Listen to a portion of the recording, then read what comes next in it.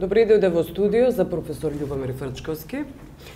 Професоре, апсењето на учениот хирург Дејан Ставрич, но она што е позначено, тој е екс-лидер, значаен лидер, синдикален лидер на докторите, откако отиде после во приватна пракса, ги вознемири, ги возбуди страстите и духовите, особено на социјалните мрежи, прилично влијателна е Facebook, каде што коментарите се дека се шири списокот, имаме еден новинар, еден собственик на медиум, опозиционен десничар, опозиционен левичар и еве сега прв синдикалист, како велат политички, како политички затвореници. И веќе не се прашува кој е следниот, тоа се коментарите, се знае на истомислениците, критичарите на оваа власт, или се лустрира, или пак се апси. Па знаете што, веројатно главната приказна околу тоа нас не следи, бидејќи перспективите, нормалната динамика на државата е сопрена. Не имаме фактички политичка криза, дали сакале да признаат или не. Имаме една осоколена, острвено мнозинство со крв и очи, кое е соочено со безперспективата на Македонија. Може да се случи да го изгубиме кандидатскиот статус следните 2-3 месеци. Но тоа нема да го земери, се предпоставува власта. Што мислите, кој ќе биде виновен за тоа? Ќе бидеме виновни јас, ти, Ставрич, овие што се веќе опозициони, односно целата опозиција зашто не влегло у парламентот, ќе бидат виновни. Власта никогаш нема да каже дека е таа неспособна да ја управува државата. Она не разбира дека она фундаментално овие 8 години неспособна да го управува целиот брод, осем да асфалтира или да отвара чешми. Тоа не е управување државата. Таа макрополитичка линија е судрена со колосален колапс. Тој колапс сега се дефрустрира. Сега има серија, веројатно, апсења, сите го знаат, веќе не знам како веќе да реагираат на тоа. Ова рамнодушно го следат. Но голем дел од, да, голем дел. Меѓутоа, она што ни следи нас е малку поопасно од тоа. Значи, ова приказна со албанците што ја прават, и што изгледа како сеир од страна на премиерот, играјќи ги на ланец двете албански партии и глумејќи кај македонците дека тој е тој како знае, што знае како се однесува со албанците, всушност може да ни се скрши од глава, да ја опоминеме рубиконот на федерализација во криза, во ситуација кога Македонија е затворена, без пари, без перспектива, без НАТО, без ништо. После кој рубикон, повторно треба некој да биде крив како нас или како албанците за таа федерализација. Ако ја поминеме таа граница, нема да може да се вратиме на Охридскиот договор и на приказните за унитарната држава. Значи, ако пукне тој шаф на кој си игра играчки премиерот и ДПМН со него, нема назад. Потоа ќе бидат тие лично виновни за тој колапс на Македонија, а македонските граѓани со се нив кои ги поддржуваат и кои не го виделе тоа. Таа опасност на која сега сметаат дека играат херојски околу тоа како ги оценуваат едните и другите и како им намалуваат цената, всушност е тамо каде што ние полека се движиме во светло на овие мали блесоци и димни завеси што се апсења и тензија динамична која секоја диктатура ја прави на ист начин. И она што ме плаши мене што премиерот кој е фатен сега веќе и како демаскиран со оваа корупцијска афера целосно, он нема што да изгуби, он влегува во тунел, само напред за него е приказната, он не може да прави компромиси, не може да прави ништо. Комплетно е врзан со својата улога да биде на власт и ништо друго. Не може да се замисли надвор од неја. И спремен е, ми се чини, да прави се во таа смисла, вклучувајќи го и растурањето однатре на државата. Тоа на што мене ме плаши, а ова што го споменавте е само мала петарда околу приказната на ова целосно тонење на државата и оваа перспектива што ни следи. Ајде околу улогата на опозицијата, ве молам, денеска се даваат веќе уверенија за пратеници на ДИК, нема да присуствува опозицијата, односно веќе ги завери на нотар, а нивните решенија дека не влегуваат во парламентот. Како ја гледате сега улогата на опозицијата? Како треба да делува, да действува? Па опозицијата направи она што можеше да направи и тоа го направи добро, морам да кажам, наспроти коментарите се дека е тоа за доцнета памет, меѓутоа не е баш така. Ова е втора генерација раководство во СДСМ што се соочува со неможноста да преку избори добие нормална позиција во општеството, веќе се крадат изборите редовно. Првата, јас тоа го напишав, можеби јас можев да го видам, не можам нив да ги обвинувам зашто не можеле целосно го видат тоа уште пред 2013 година, дека со ДПМН не може да се организираат изборите, не се репрезентативни, не представуваат волјата на народот на соодветен начин. Не постои избор воопшто. Да, ја не велам дека изборот СДСМ ќе победеше на изборот, но различни односи ќе беа. Вистинитоста на изразот ќе беа далеку поинакви бројките соодветно, дури и на интерните анкети на ДПМН што ги правеле внатре. Главните критики се дека отишле без спроведен попис. Не само тоа, они редовно крадат 100.000 гласа, тоа претходно сме пишувале на кој начин. Дури и ОПСЕ, тие што се пословично спори во мислење и во реакција, утврдија дека министерката за внатрешни е директно проблем за изведување изборите, тоа јавно дури го кажа. И кај избирачките списоци, и кај личните карти, и кај целата структура на инволвирање на полицијата во процесот. И тоа не може така. Они продуцираат 100.000 гласа, 120.000 гласа за резерва, како карти имаат, и се доставаат. Веројатно, нормалниот однос на изборните соодноси е негде 350-380.000 гласа за ДПМН, е негде 300-320-340.000 гласа за опозиција. Они се уште посилни, меѓутоа со сосема различен сооднос. Тој сооднос би создал сосема друга клима во парламентот, можност од коалиција, сосема една друга динамика и би ја впил кризата во политичкиот сектор. Вака, со вакви крадени избори, се замрзнува картата и кризата оди доле во општеството. Кризата веќе не е во политичкиот сектор, туку се распаѓа социјалното ткиво на општеството кој нема перспектива. Енергијата нема кај да ја, судирот нема кај да го артикулира и се растура внатре. Албанскиот сектор посебно, македонскиот посебно. И тука опозицијата што направи? Направи ги отвори две авении главни кои можеше да ги направи со својот гест политички. Ја држи тензијата во политиката, што е корисно. Тоа е првиот дека изборите не се возможни со ова ДПМН, еве 3-5-4 ciklus. Тогаш зошто воопшто отидоа прашањето? Ти одговорам на тоа. И второ, дека значи изборниот систем во демократијата не функционира кај нас и создава криза, гноење во базата на општеството, ако не ги изразува вистинскиот плуралитет во политиката. И второ, дека правниот систем во општеството не функционира бидејќи не може да реши крупна правна афера на корупција на премиерот, која е веродостојно искажана со голема веројатност во јавноста, да ја процесира, независно, мора да ја процесира. Мора доказите да одат во процес и таа енергија на корупција и на сомнеш да се процесуира низ канали кои се возможни со меѓународна помош, тоа се регулира. И кога тие две главни линии, правниот систем, изборниот систем, вака колабираат, кризата не може да се артикулира во нормалните инструменти во демократијата, во политиката и оди доле. Гнои општеството се распаѓа доле. Тоа е кризата кај нас. Тоа е опасноста на овој нивен триумфализам формален кој владе. Сега опозицијата, колку што може, со своите 33 мандата, остава дупка во системот, во парламентот. И вели, видите, таа дупка покажува дека овие два големи проблема системот не може да ги реши.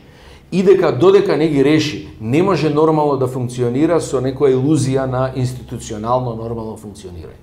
Сега тука е големо прашање дуи како се однесува, тоа посебно може да поразговараме на крајот, но тука сега како што гледате и реакцијата на странците, колку и да е мека и симптоматична, е сепак различна од другите избори. Сепак тие сега гледаат дека навистина државата има сериозен проблем и не се така тврди кон оваа формална лексика, институциите функционираат, ние сме против бојкот и така натаму. Дури не се работи за бојкот, овде се работи за неприфаќање на институциите кои не се легитимни.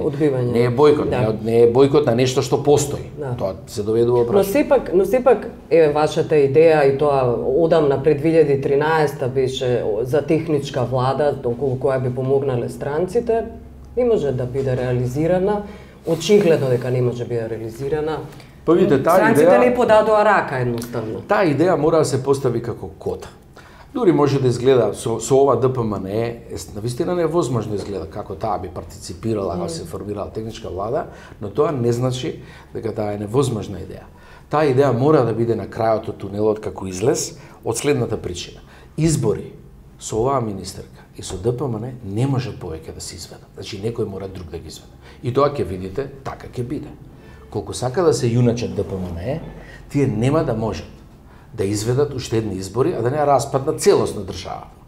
Значи, некакви избори утре со некаква техничка влада мора да може. Така да колку и да сакаат они сега да ја негираат, да се смеат на тоа ќе им дојде на сите на крајот. Бидејќи тоа е единствен возможен стандарден парламентарен излез од ваква нелегитимност на структурата. И второ, системот правен мора да се засили. Овој систем е сега како зајак исплашен од државната безбедност и полицијата. Тој не функционира. Тој не функционира према норми, например према стандарди како суди судот во Страсбург, кај клеветата, навредата, кај одредувањето на притворот, кај политичките затвореници, прогонот. Тој функционира под страв и под тврд поглед на државната безбедност и на полицијата. Тој све е деформирано. И затоа апсењата воопшто никого више не вознемируваат, во смисла нема што да се прави, што ќе се прави во полициска држава.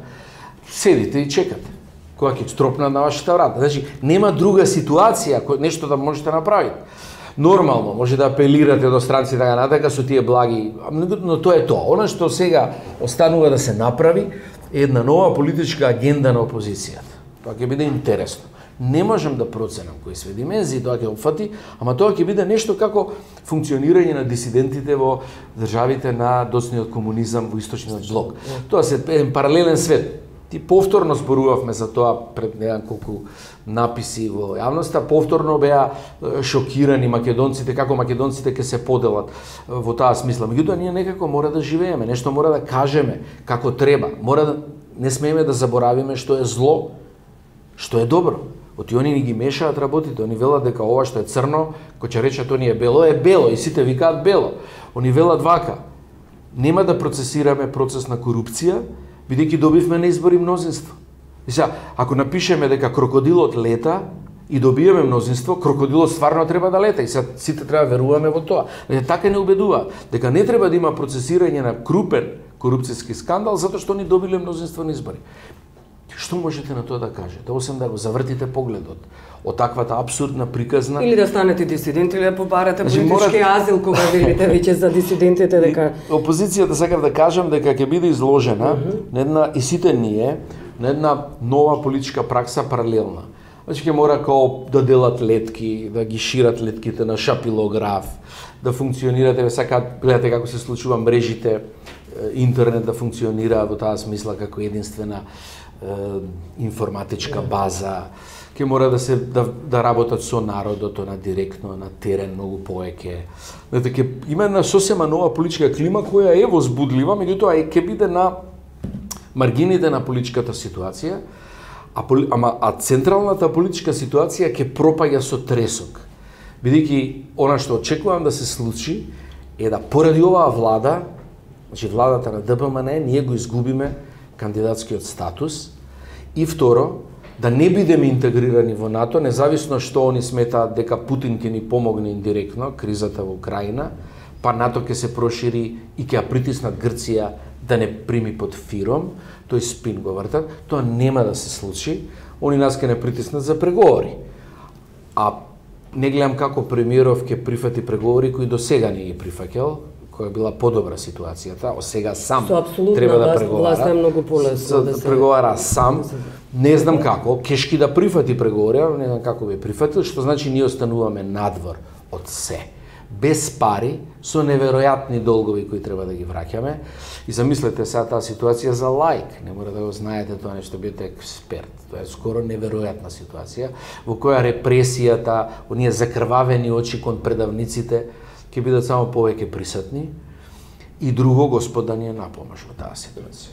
Добро, Господ да ни е на помош или некои вела странците не се на помош би било добро и Пендаровски ги разочарано ги повика странците да почнат да се занимаваат повеќе на Илинденска безброј отколку на Бихачка.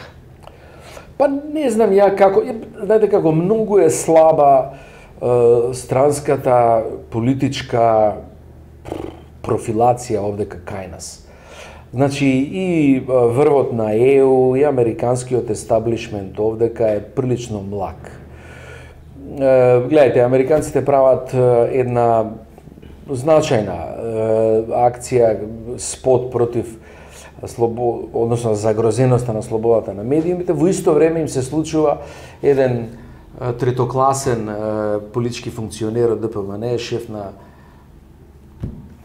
како се вика тоа, радиодифузниот сервис, немам што како, таа институција која се бави со медиумите, вели ние мораме да ги исконтролираме и интернет порталите се како тоа. Значи комплетно ова американците велат, значи функционира во една страна, и си функционира во 10 страна. Не ги брензаат воопшто.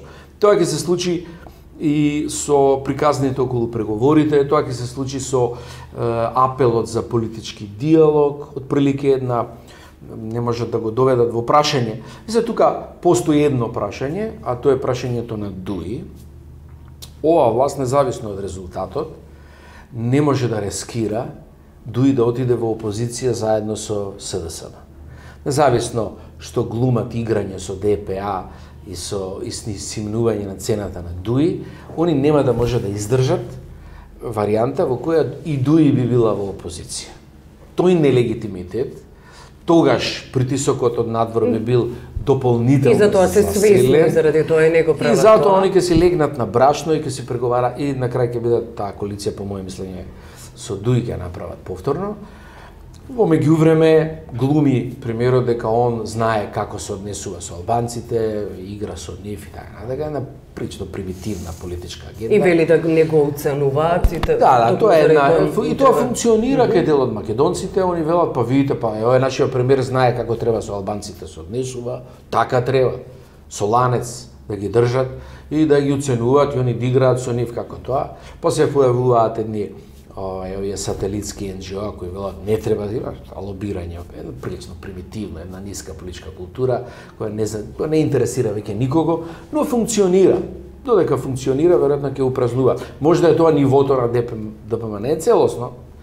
Меѓутоа трагично е што државата, бродот е насукан и сериозно иде во оној филм на Титаник, ние правиме забава, а Титаник удира во предсудир во Карпата. Ако функционира коалицијата ВМРО Дуи, неспорно, тогаш каде ги гледате, велите гледам опасност од федерализација? Каде ги гледате тие сигнали?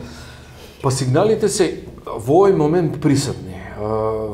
Постои, независно од тендерската коалиција, бидејќи постои длабока омраза и нефункционирање на суштинската интеграција и суштинскиот почит еден со друг, населението има зголемено ниво на омраза.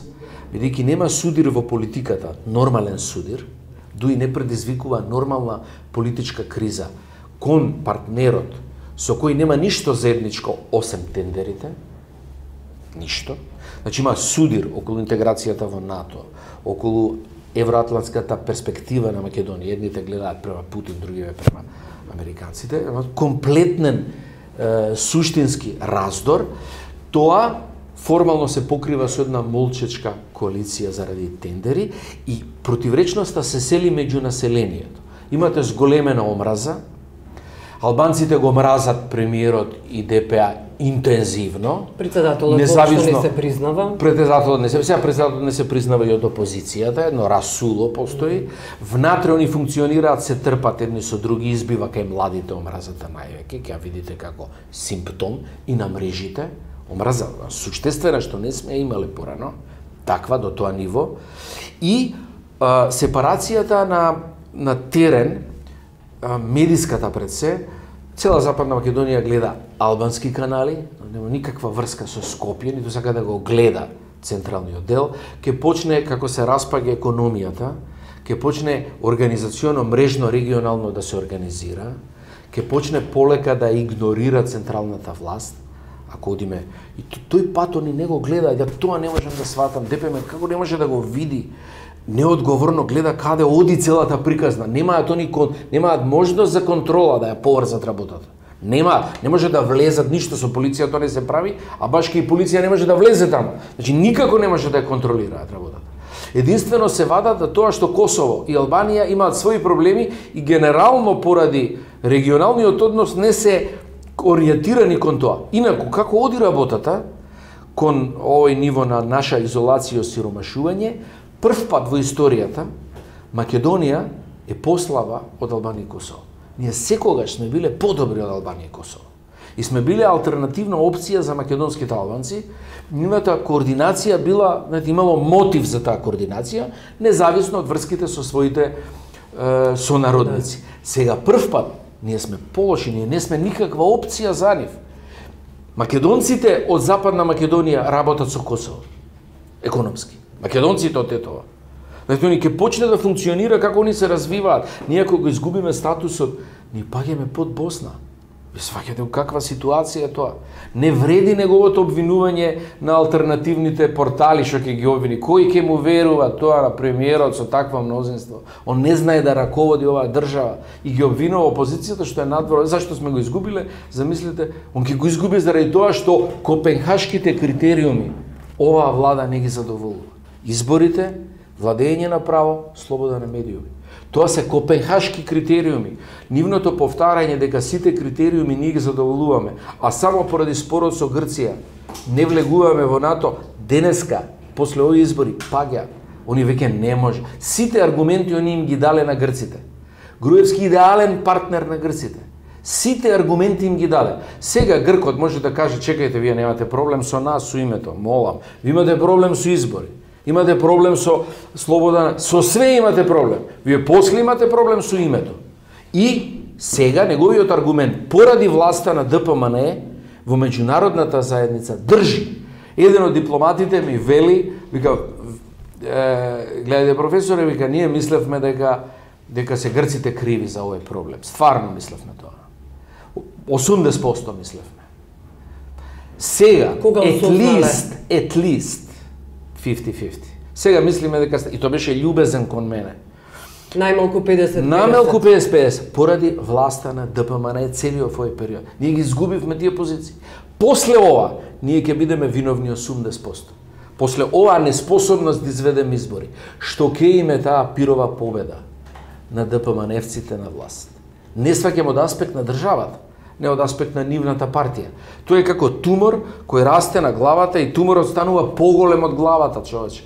Главата, државата се распаѓа, партијата, чија партија ќе биде тоа? Богата, со згради, со може све да финансира. Как ќе живеат? Што ќе прави таа партија ако државата пропадне? Што ќе прави СДСМ? Во амбиент во кој постојат омраза, поделби, разјареност меѓусебна, влегува и спинот за СДСМ, за поделбите во СДСМ, барање на неколку фракции, бранковисти, така наречени заевисти, барање за оставки. Подржувачите на Заев и Шечеринска велат дека тоа не е во ред, се спротивставуваат токму заради тоа што се вадени некакви криминални афери за државниот врв. Гледајте, сега, ја мислам дека тоа, прво, тоа е за фрканција сега, која можеме да си ја расправаме, меѓутоа тоа е практично една како ја кажам, дечја соба во еден огромен стан и се бавиме со тоа како ќе распореди дечја соба. Можеме, меѓутоа не е важен. И башка владин спин за целата оваа ситуација на политичка криза во која ние влегуваме сериозна, е два спина се. Едно е која албанска партија као ќе влезе во влада и као албанците се тепаат и се јадат кој ќе влезе во влада и тоа во медиумите како што гледате се засилува до општа атракција за публика и второ е поделбата во СДС. Два спина има со кои ја покриваат кризата. Они може да успеат во тоа, веќе не е важно бидејќи државата, велам, е главната жртва на таа нивни постојани приказни. Сега, СДСМ веројатно ќе процесира својот демократски судир, кој веројатно е легитимен, во Конгрес и ќе го реши на Конгресот гласање. Тамо нема помош од полиција, нема помош од притисок да може да ги дисциплинираат. Ке се види на Конгресот кој, зашто, како.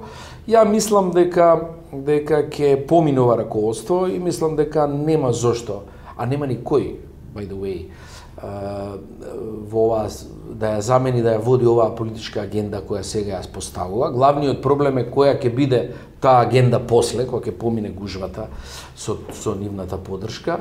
Значи, нив им предстојува голема, огромна и нова работа. Работа за која никој од нас до сега не ја ни правил. Значи, една нова ситуација на нивна партиска работа, која ќе биде надвор од институциите, при многу мали финансиски ресурси. Второ, нова релација со NGO секторот, ќе треба да ја обнови, да ја обнова на сосема нов начин. Со странските агенти. Со странците, велам со странските агенти, барем Путин така ги нарекува, и провладините новинари бараат секнување на финансиската помош. Со се што има либерален еманципаторски потенцијал. Нема лимити. Со сите се партнери во борба за демократија и човечки права. Нема дилема тука како, што, па внимавајте, овој бил вака, оној бил така. Значи, треба еден цел фронт на она што преостанало од граѓанското општество во една многу тешка ситуација на авторитарен популизам, во кој дел од македонскиот народ е навистина убеден дека владата нив ги штити од сите непријатели во светот, од соседите, од натрешните непријатели, од странците. Може би има навистина еден дел од вамаровскиот народ кој е во шашма. И одејќи вака во толпа кон пропаст, они се уште веруваат во тоа дека оваа влада ги штити. Не можете да ги убедите, нема ни зашто да ги убедувате ако се своеволно во тој филм.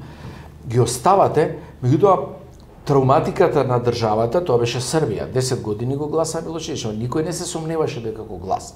Го гласа и потоа изгубија територија. На крај беа бомбардирани, изгубија територија. Тој елемент, како сакаат они после тоа да го рационализираат кој бил виновен, виновни се тие кои оваа политика ја спроведуваат со која Македонија губи. Тука нема дилема. Тие се за мене, јас имам дефиниција на национални предавници. Национални предавници се оние кои не можат да ги исполнат приоритетите на државата во овој момент. Приоритет на државата е задржување на националниот идентитет и влез во НАТО. Ако не може тоа да го направат, реде да се повлечат и да дадат шанса на други, независно како можат да ги изманипулираат изборите. Тоа се национални предавници. Ако не можат тој приоритет да го решат, и ја акнат Македонија во карпа и ја распукнат на пола. Они се национални предавници, кого сакаат да обвинуваат после тоа. Добро, благодарам што бевте гости.